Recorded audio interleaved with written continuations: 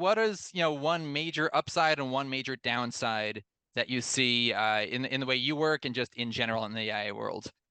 Corey, let's go ahead and start with you. Like I said before, compress time for the things that matter. I've been able to be more productive personally. I think that's a major, major upside when I think about it. I more think about going to ChatGPT to maybe help me about something differently. A lot of times personally, I get mired into my own technical legacy approaches of way of doing things. And so a lot of times I'll use it to give myself a different point of view. That's a big thing for me anyway. Cool. All right, Jeremy, how about you? Well, I mean, similarly, but I think particularly where I look at the real big upside right now. So we're a 9-person startup, of which like 4 of my people are 25 and under. I can have them use ChatGPT to evolve their own strategies, self-question their own thinking. So if I'm asking someone to come up with a marketing strategy for XYZ, they can do a lot more vetting on their own so that the first time they come back to me, so that caliber is much, much higher than it would have been.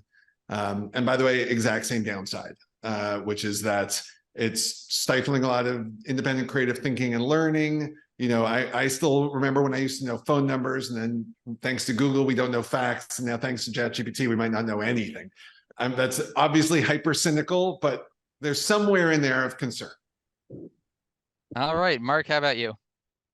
One of the things that, again, it's been able and allowed us to amplify, again, our capabilities, both as individuals and as a group, and making us more efficient in the production process overall. But the downside that we see, and I see especially, is that on a creative level, is that some of our colleagues are just saying, hey, giving a blanket statement saying you should stay away from AI, and it's evil, et cetera, et cetera. So there's a lot of hesitance in the creative field because of the usage that we've seen, especially it being utilized in an unethical way. And I think, though, once these things get sorted out, I think, though, it will be a valuable tool for us in the future once all the dust settles. And I think it will enhance whatever we're doing, both on a creative and technical level in the broad sense. Yeah, really, AI is turning the whole world of software development upside down. For decades, software developers have been limited by the processing power of the devices that they've been working with. Now with AI, software developers have a whole new realm to try to address. And that's a world where there's almost unlimited computing resources. So moving forward, it's really a greenfield opportunity for software development, a place where innovators have room to roam.